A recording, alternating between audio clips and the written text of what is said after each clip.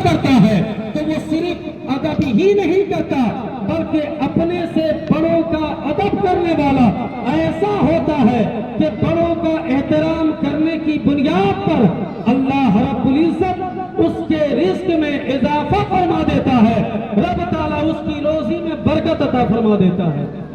جب اپنے سے بڑوں کے ادب کا انعام یہ ہو اور جو مسلمان اپنے سے بڑوں کا ادب اس طرح کرتا ہو تو پیغمبر اسلام کی محفل کا ادب کتنا کرے گا، ان کے ذکر کی مجلس کا ادب کتنا کرے گا۔ ہم اور آپ کو یہی تو سکھایا گیا ہے کہ موقع کیسا بھی ہو اللہ و رسول کے ذکر کی محفل سجا لی جائے، اللہ و رسول کی باتیں چھیڑ دی جائے، اس لیے کہ اللہ رب العزت نے ہمیں اور آپ کو ایک ایسا رسول عطا کیا ہے جس رسول کا ذکر آپ زندگی بھر کرتے رہو حق ادا نہیں کر سکتے، جس رسول سے محبت آپ پوری زندگی کرتے رہو محبت کا حق ادا نہیں کر سکتے۔ بچے دھیان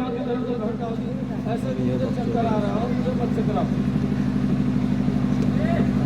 اللہ رب العزت نے ہمیں جو رسول دیا ہے ایسا رسول دیا ہے جن سے پوری زندگی بھی محبت کرے حق محبت ادا نہیں کر سکتے، پوری زندگی ان کی غلامی کرے غلامی کا حق ادا نہیں کر سکتے، اس لیے کہ میرا نبی صرف میرے نبی ہے نہیں ہے، صرف آپ کے نبی نہیں ہے بلکہ میرے نبی وہ نبی ہے جو تمام نبیوں کے بھی نبی ہے، تمام رسولوں کے بھی رسول ہے، اتنے عظیم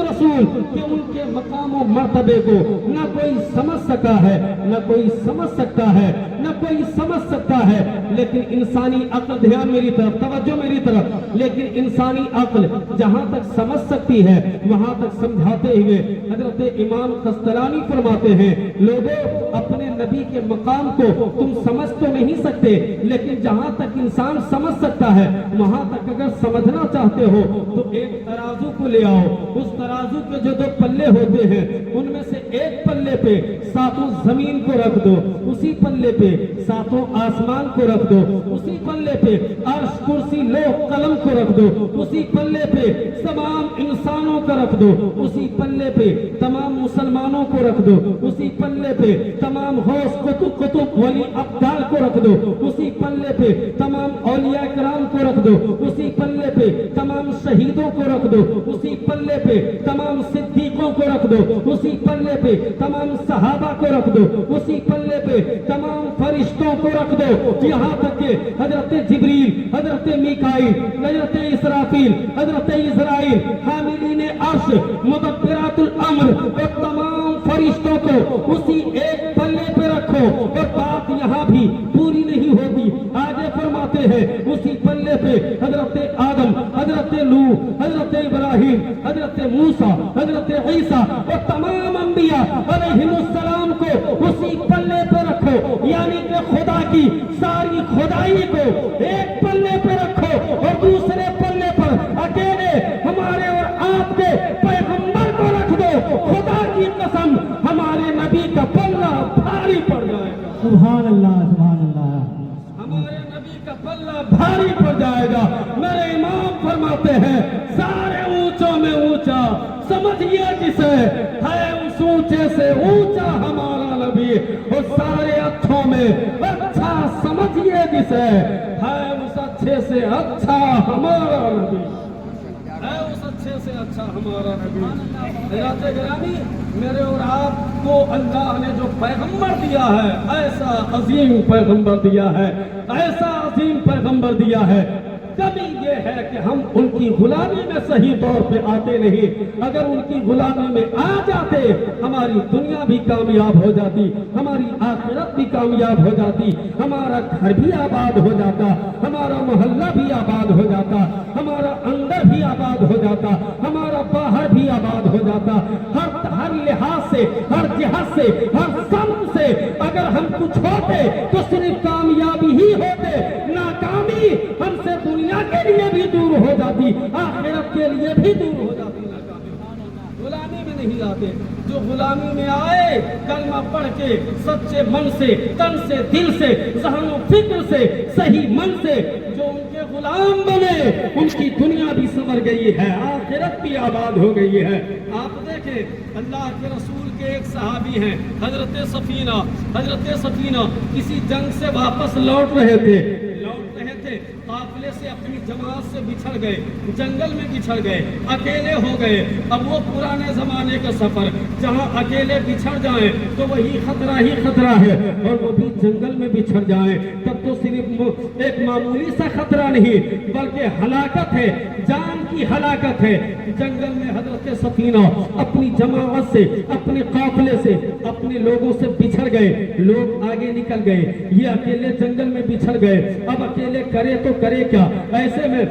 ایسے میں ایک تو گھبراہٹ ہے تنہائی کا، بصریت ہے جو گھبرائے گی، بصریت ہے جس میں ڈر آئے گا۔ گھبراہٹ جب ان میں آئی، اچانک دیکھتے ایک تو گھبراہٹ ہے اکیلے جنگل میں بچھڑ جانے کا، دوسرا نگاہ سامنے کرتے ہیں، دیکھا تو ایک خطرناک شیر تو خطرناک ہوتا ہی ہے، ایک شیر ہے جو انہی کی طرف بڑھتا ہوا چلا آ رہا ہے، ایک شیر ہے جو انہی کی طرف چلا آ رہا ہے۔ اب یہ کرے تو کرے کیا؟ کسی نے کہا تھا کہ جنگل میں اگر شیر آ جائے تو آپ کیا کرو گے؟ کسی نے کسی سے پوچھا کہ جنگل میں شیر آ جائے آپ کے سامنے میں اچانک تو آپ کیا کرو گے؟ دھیان ہے نا میری طرف، جن کی آنکھیں بند ہیں مہربانی کر کے کھول لیجیے۔ اگر آپ کے سامنے میں اچانک شیر آ جائے تو آپ کیا کرو گے؟ تو اگلا جواب دیتا ہے، جواب سنیے، کہا تو پھر ہم کیا کریں گے؟ جو کرے گا شیر ہی کرے گا، میرا اس میں کرنا کیا؟ اور میں کیا کر سکتا ہوں؟ جو کرے گا وہی کرے گا۔ حضرت سفینہ جنگل میں اکیلے بچھڑے ہوئے ہیں،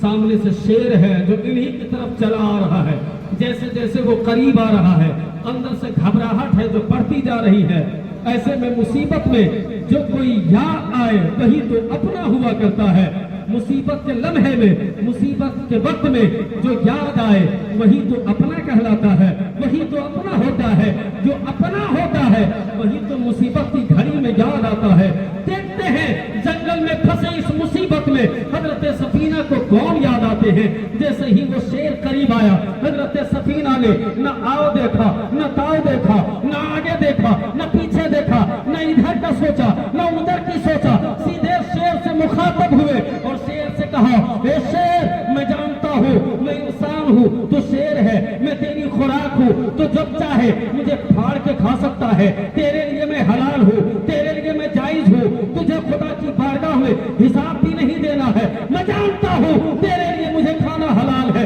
جب چاہے تو کھا سکتا ہے، لیکن یہ یاد رکھ کہ جہاں میں انسان ہوں میں فقط انسان نہیں ہوں، میں اللہ کے رسول کا ایک سچا غلام بھی ہوں۔ جیسے ہی اس شیر نے یہ سنا ہے کہ یہ اللہ کے رسول کا سچا غلام ہے، کتابوں میں آتا ہے، شیر نے اپنا گھٹنا دیکھ دیا اور زمین پہ بیٹھ گئے۔ بیٹھنا بتاتا تھا کہ اے سفینہ، اگر تو محمد رسول اللہ کا غلام ہے تو پھر میں بھی کوئی شکاری نہیں بلکہ میں تیرا غلام ہوں، مجھ سے ڈرنے کی ضرورت نہیں ہے، اب میں تیرا غلام بن چکا ہوں،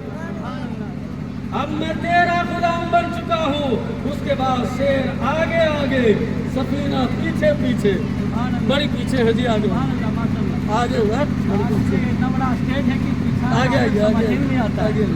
ہاں چلیے، آم نہیں لگ رہا ہے۔ چلیے ماشاء اللہ، بہت اچھا، بہت اچھا۔ صلی اللہ علیہ وسلم۔ اس کے بعد پھر شیر آگے آگے،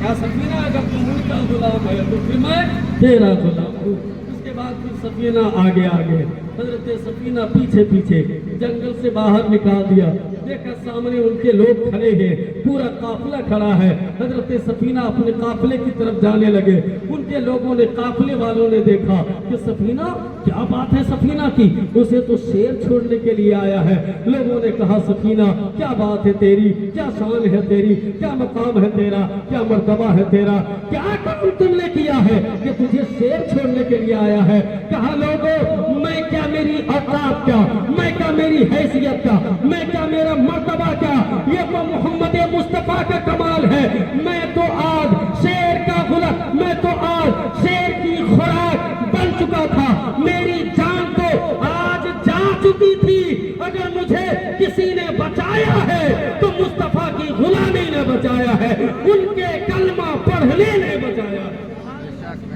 کہنا ہے ان کی ماشاء اللہ. غلامی نے بچایا ہے, ان کی اتباع اور فرما برداری نے بچایا ہے. اگر مجھے بچایا ہے کسی نے, لیکن اب میں آپ کے سامنے میں تقریر کرنے کے لیے نہیں بیٹھا ہوں.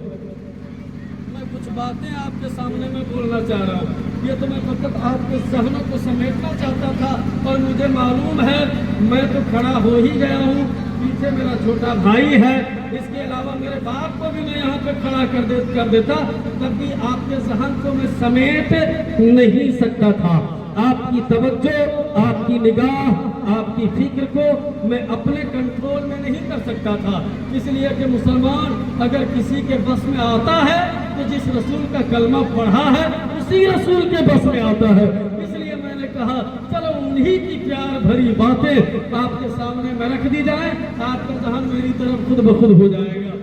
آپ کا ذہن خود بخود ادھر ہو جائے گا. چونکہ جو مسلمان کو اپنے پیغمبر کی باتیں بتاتا ہے, اس بتانے والے سے بھی یہ مسلمان محبت کرنے لگتا ہے. کرتے ہیں یا نہیں؟ جو کوئی اس مسلمان کو اس کے نبی کی باتیں بتاتا ہے, اس بتانے والے سے بھی یہ مسلمان محبت کرنے لگتا ہے. آپ امام صاحب سے کیوں محبت کرتے ہیں؟ اسی لیے تو کر رہے ہیں نا, اسی لیے تو آپ ان سے محبت کر رہے ہیں. یہ اللہ و رسول کے آپ کو قریب کرتے ہیں, یہ اللہ و رسول کا آپ کو درس دیتے ہیں, یہ اللہ و رسول کے قوانین آپ کے سامنے میں رکھتے ہیں, یہ اللہ و رسول کے قریب اور اللہ و رسول کی طرف جانے والا راستہ آپ کو بتاتے ہیں. یہی وجہ ہے کہ آپ محبت کرتے ہیں, یہی وجہ ہے کہ آپ محبت کرتے ہیں, اور یہی وجہ ہے یہ اللہ و رسول کی باتیں بتانے والے ہیں. یہی وجہ ہے کہ ان علماء کے مقام کو کسی اور نے, محلے کے لوگوں نے یا دنیا کے لوگوں نے علماء کے مقام کو بلند نہیں کیا ہے, بلکہ خود سارے کائنات نے علماء کے مقام کو بلند کر دیا ہے. سارے کائنات نے بلند کر دیا ہے. میں آپ کو کیا بتاؤں, اللہ کے رسول علیہ الصلوۃ والسلام فرماتے ہیں, اللہ کے رسول علیہ الصلوۃ والسلام فرماتے ہیں کہ آسمان کے تمام تارے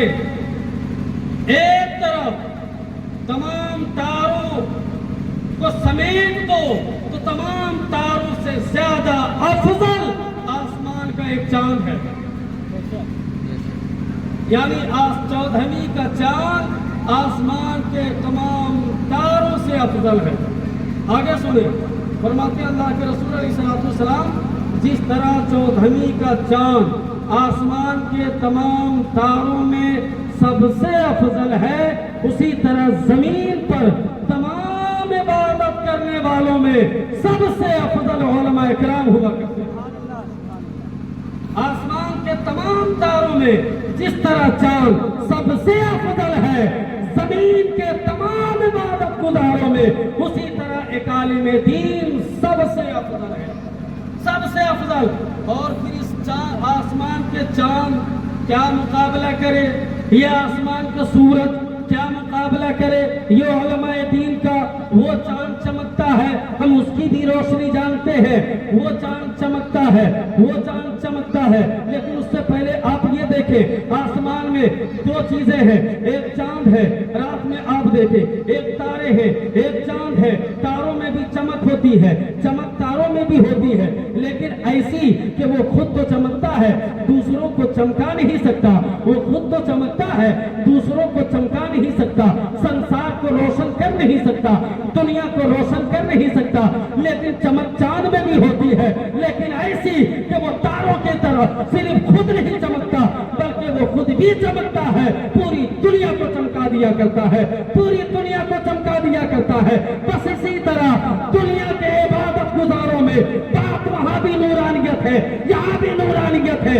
عبادت گزاروں میں بھی نورانیت ہے, چمک نمازیوں میں بھی ہے, چمک روزے داروں میں بھی ہے, چمک ان عبادت گزاروں میں بھی ہے. لیکن ان کی چمک ایسی کہ وہ خود تو چمکتا ہے, وہ خود تو منور ہوتا ہے, لیکن دوسروں کو منور کر نہیں سکتا. وہ خود تو راہ ہدایت پر ہے, لیکن دوسروں کو راہ ہدایت پر لا نہیں سکتا. لیکن ایک عالم دین ایک ایسی چمک رکھتا ہے, ایک ایسی نورانیت رکھتا ہے کہ جب یہ چمکتا ہے تو جب ان کے اپنا نور زمانے میں بکھیرتا ہے تو ان کے نور سے جہاں ایک عالم دین چمکتا رہتا ہے, وہیں پہ پوری دنیا کو چمکاتا بتاتا ہے کیا آپ نے نہیں دیکھا ایک چاند چمکا تھا اجمیر کی دھرتی پر پورے بھارت کو چمکا تھا ایک چاند چمکا تھا اجمیر کی دھرتی پر پورے بھارت آج تک چمکتا ہوا دکھائی دے رہا ہے جس کی روشنی آج تک کمزور نہیں پڑی ہے اور پھر آسمان کے چاند ان علماء کرام کا مقابلہ کیا کرے وہ چاند جب چمکتا ہے تو سنسار کو روشن کرتا ہے دنیا کو روشن کرتا ہے لیکن جب ایک عالم دین چمکتا ہے مصطفیٰ کا ایک نائب چمکتا ہے دین کا ایک مبلغ چمکتا ہے پیغمبر اسلام کا ایک نائب ایک عالم دین چمکتا ہے تو چاند کی طرح صرف دنیا کو روشن نہیں کرتا بلکہ انسانوں کے اندر کا مرا ہوا زمین روشن کر دیا کرتا ہے انسانوں کے اندر کا مرا ہوا دل بھی روشن کر دیا کرتا ہے جب ایک عالم دین چمکتا ہے کیا آپ نے نہیں دیکھا ایک عالم دین جب نماز پڑھتا ہے خود بھی نماز پڑھتا ہے دوسروں کو بھی نماز سکھاتا ہے ایک عالم دین جب وضو کرتا ہے خود بھی وضو کرنا جانتا ہے دوسروں کو بھی وضو کا طریقہ بتاتا ہے ایک عالم دین خود بھی روزہ رکھتا ہے دوسروں کو بھی روزے کے طریقے بھی بتاتا ہے روزہ رکھنے کی ترغیب بھی دلاتا ہے ایک عالم دین خود بھی سچ بولتا ہے دوسروں کو بھی سچ بولنے کی دعوت دیتا ہے ایک عالم دین خود بھی بڑوں کا احترام کرتا ہے دوسروں کو بھی بڑوں کا احترام کرنے کے لیے ابھارتا ہے یہی وجہ ہے ایک نمازی ایک روزے دار جب جنت میں جائے گا اسے آزادی کے ساتھ بھیج دیا جائے گا کہ جا تو جنت میں چلا جا لیکن جب ایک دھیان میری طرف جب ایک نمازی جب ایک روزے دار جنت میں جائے گا وہ تو دوڑتے ہوئے چلا جائے گا اسے کوئی نہیں روکے گا لیکن جب ایک عالم دین مصطفیٰ کا ایک نائب دین کی باتیں بتانے والا پیغمبر اسلام کی امت کو دین کی تعلیم دینے والا جب یہ جنت میں جائے گا جیسے ہی جانے لگے گا فرشتے اسے روک لیں گے اے نائب رسول اے عالم دین تو کہاں جا رہا ہے اکیلے جنت جا رہا ہے اکیلے مت جا کل دنیا میں دھیان میری طرف میری ساری محنتوں پہ برائے مہربانی اچھا ٹھیک دھیان میری طرف آپ لوگ 5 منٹ لے لیجیے گا 5 منٹ میں ختم کیسے کریں گے 8:30 بجے تک کا ٹائم تھا ابھی 8 منٹ بچا ہوا ہے اور میری کوشش ہوگی کہ 8 بجے تک ختم کر دیں دھیان ہے نا میری طرف دھیان ہے نا میری طرف سنیں میری بات جب ایک نمازی ایک روزہ دار جنت میں جائے گا وہ تو چلا جائے گا لیکن جب ایک عالم دین ایک نائب رسول ایک مصطفیٰ کے دین کا مبلغ جب جنت میں جائے گا اسے روک لیا جائے گا فرشتے کہیں گے اے نائب رسول اے عالم دین اے دنیا میں انسانوں کو دین کی باتیں بتانے والا تو جا رہا ہے جنت میں اکیلے جا رہا ہے نہیں اکیلے مت جا ذرا رک جا کل دنیا میں جن کو تو نے وضو کے طریقے بتائے تھے آج انہیں بھی تو اپنے ساتھ لے کے جا کل دنیا میں جن نماز سے دور بندوں کو نمازی بنائے تھے آج تو انہیں بھی اپنے ساتھ لے کے جا کل جن کو تو نے روزہ رکھنے کا شوق دلایا تھا آج تو انہیں بھی لے کے جا کل دنیا میں جن کے تو نے اخلاق سنوارے تھے آج تو انہیں بھی اپنے ساتھ لے کے جا جن بگڑے لوگوں کو خدا کے دین سے بھٹکے ہوئے لوگوں کو جو تو نے راہ ہدایت پر لایا تھا ان تمام لوگوں کو آج جنت میں جا تو سب کو اپنے ساتھ لے کے جا میں بڑی ہڑبڑی میں ہوں بڑی جلدی میں ہوں چونکہ سارا مجھے ہو چکا ہے اس لیے خیر لہذا یہی وجہ ہے جو علماء کرام کا ادب و احترام بہت بڑی چیز ہے مولا علی بن مرتضیٰ اس مضمون پر میری آخری بات مولا ساری باتوں کو کاٹ کے مولا علی بن مرتضیٰ فرماتے ہیں علی کرم اللہ وجہ الکریم کہ جس نے مجھے دین کی ایک بات اگر کسی نے مجھے دین کی ایک بات بھی سکھا دیا میں نے کیا کہا حضرت علی کیا فرماتے ہیں پیچھے تک بولیے بھائی آپ میرے کچھ تو سپورٹ کر دیجئے جس نے مجھے دین کی ایک بات بھی سکھا دیا وہ اگر مجھے مدینے کے بازار میں بیچ دے تو مجھے کوئی اعتراض نہیں ہے گویا کہ ان کو یہ حق ہے کہ اگر وہ چاہیں تو مجھے مدینے کے بازار میں بیچ سکتے ہیں یہ مقام ہوتا ہے ایک دین کی بات بتانے والے کا مجھے بتائیں پھر ان کا احترام کس طرح کیا جائے گا ان کی تعظیم کا حال کیا ہوگا ان کا ادب ہمیں کس طرح کرنا چاہیے، اور واقعی دین کی باتیں بتانے والوں کا احترام ہے۔ گرامی، میں شکر گزار ہوں صاحب خانہ کا، جنہوں نے جب گھر بنایا ہے تو گھر میں رہنا بعد میں شروع کیا، اس سے پہلے اللہ اور رسول کے ذکر کی محفل سجایا ہے۔ یقیناً یہ گھر کے لیے باعث برکت بھی ہے، اور جہاں اللہ اور رسول کا ذکر ہوتا ہے، شیخ محقق علی الاطلاق حضرت شیخ عبدالحق محدث دہلوی فرماتے ہیں، جس جگہ اللہ اور رسول کا ذکر ہوتا ہے اگر کم بھی ہو تو 1 سال تک اس جگہ پر خدا کی رحمت اترتی رہتی ہے۔ ایسے میں سبحان اللہ نہیں بولے گا، ایک بار بول دیجیے سبحان اللہ۔ جو ایک بار سبحان اللہ بولے اس کے لیے جنت میں کھجور کا درخت، اور جنت میں کھجور کا درخت لگا ہے تو وہ درخت اکھاڑ کے تو نہیں نہ دیا جائے گا، وہیں اس بندے کو بھیجا جائے گا، تبھی تو وہ اس کا ہوگا، تبھی تو وہ اس کا ہوگا۔ یاد ایسے نہ بولے، لیکن گھر بنانے کے ساتھ ساتھ اب لے آئیے سنیے، مجھے 5 منٹ کے لیے بالکل کوئی مسٹیک نہیں کریے گا، میرے اوپر آپ کا بہت بڑا احسان ہوگا۔ جب آدمی گھر بناتا ہے تو یاد رکھیے گا، گھر صرف در و دیوار کھڑکی چھت کا نام نہیں ہے۔ گھر در و دیوار اور کھڑکی اور چھت کا صرف نام نہیں ہے، گھر کے اندر کا ماحول بھی خوشگوار ہو، اسی ماحول کا نام حقیقت میں گھر ہے۔ ورنہ ماحول بگڑ جائے، آدمی کہتے ہیں کہ ہمارا گھر بگڑ گیا، حالانکہ گھر تو